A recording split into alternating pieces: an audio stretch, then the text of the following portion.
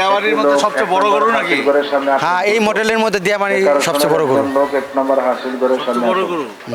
ভাই গরুর নাম কি? কালু সর্দার। গরুর দাম কত চাচ্ছেন?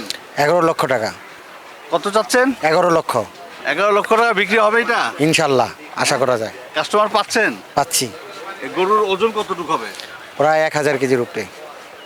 1000 কেজির উপরে হবে? জি। না একটু কম হবে? না, উপরে হবে।